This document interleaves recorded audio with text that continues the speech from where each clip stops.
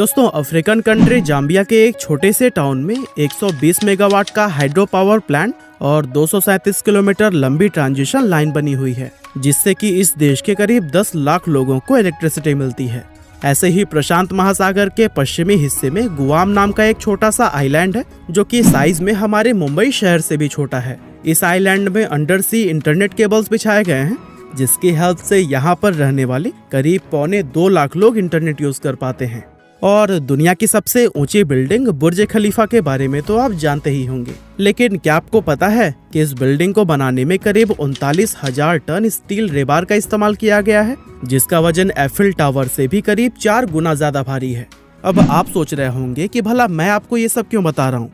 असल में इन तीनों ही प्रोजेक्ट्स के अंदर एक चीज जो कॉमन है वो है टाटा, क्योंकि टाटा ही वो कंपनी है जिसने कि इन तीनों ही प्रोजेक्ट्स पर काम किया हुआ है। अब टाटा हमारे देश की एक बहुत बड़ी मल्टीनेशनल कंपनी है, ये तो हम सभी जानते हैं, लेकिन क्या आपने कभी इसके एक्चुअल साइज को जानने की कोशिश की है? नहीं ना? तो फिर चलिए आज के इस वीडियो में हम आपको टाटा कंपनी के रियल साइज के बारे में बताने वाले हैं, जिसे जानकर आपके होश उड़ जाएंगे।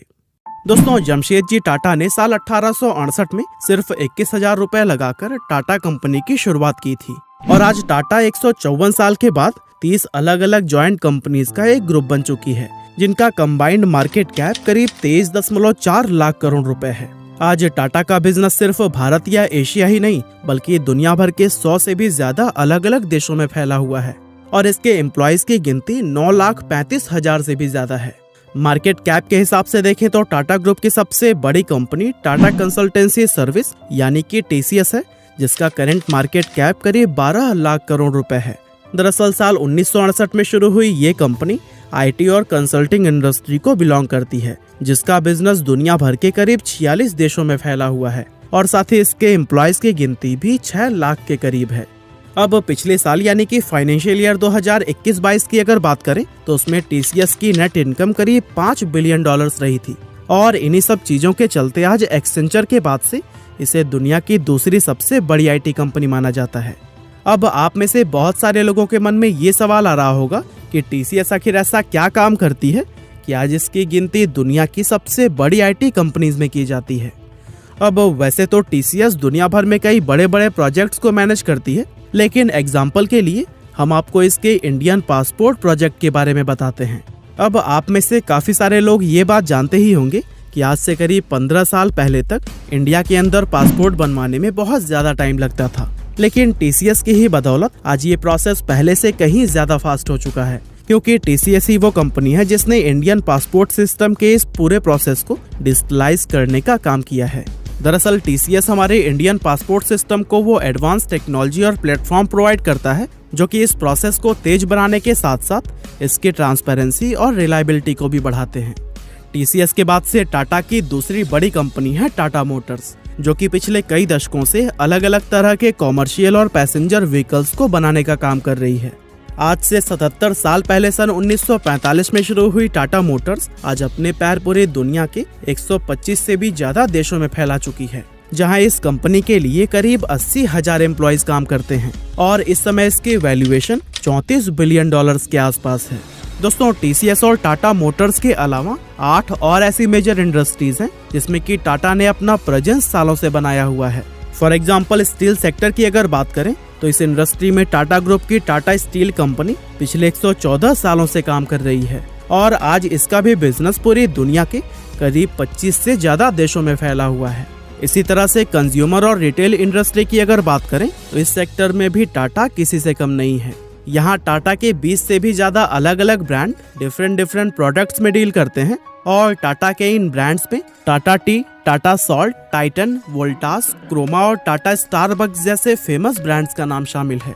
इसके अलावा इंडिया में टूरिज्म एंड ट्रैवल एक ऐसा सेक्टर है जहाँ पर टाटा की कंप्लीट मोनोपोली चलती है।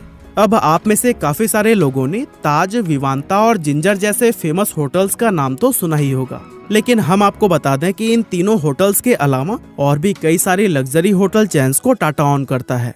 साथ ही एयर एशिया, विस्तारा और एयर इंडिया जैसी बड़ी और फेमस एयरलाइन की ओनरशिप भी टाटा के पास ही है। टूरिज्म एंड ट्रैवल के बाद से टाटा के लिए उसका अगला मुख्य सेक्टर इंफ्रास्ट्रक्चर है, क्योंकि इस इंडस्ट्री में भी टाटा ने बहुत ज्यादा इन्वेस्ट किया हुआ है। आपको जानकर हैरानी होगी कि Tata power, Tata projects, Tata housing और टाटा रियलिटी एंड इंफ्रास्ट्रक्चर ये टाटा की कुछ ऐसी कंपनीज हैं जो कि दुनिया भर में डिफरेंट टाइप के इंफ्रास्ट्रक्चर डेवलपमेंट का काम कर रही है। फॉर एग्जाम्पल जाम्बिया का हाइड्रो पावर प्लांट, जिसके बारे में हमने आपको वीडियो की शुरुआत में बताया था, उसे भी टाटा ग्रुप की टाटा पावर कंपनी ने ही बनाया है।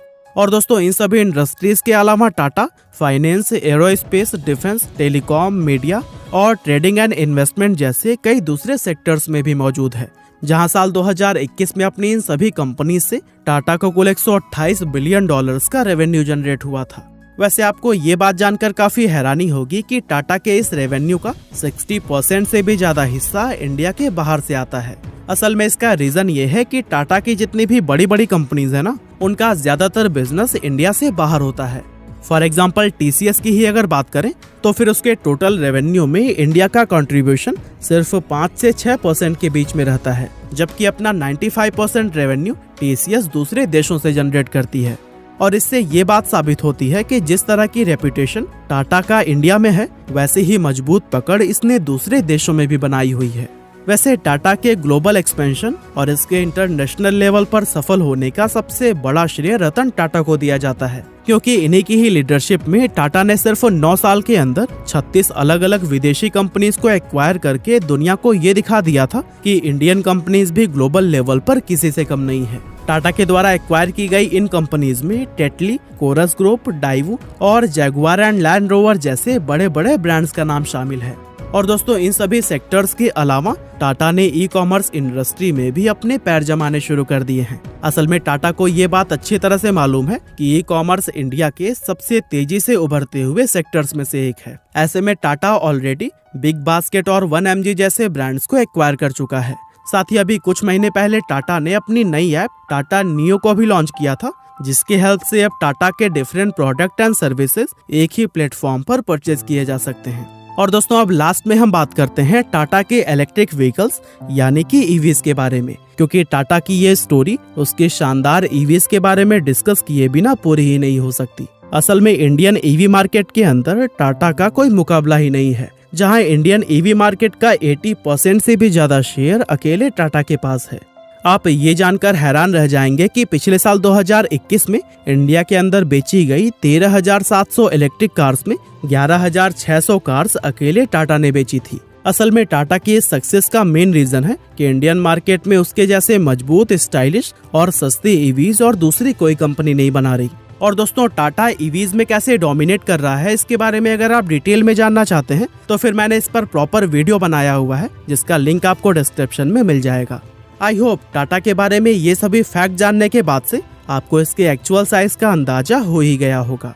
बाकी हमारी आज की इस वीडियो में बस इतना ही था। ये वीडियो आपको कैसी लगी हमें कमेंट करके जरूर बताइएगा। आपका बहुमूल्य समय देने के लिए बहुत बहुत धन्यवाद।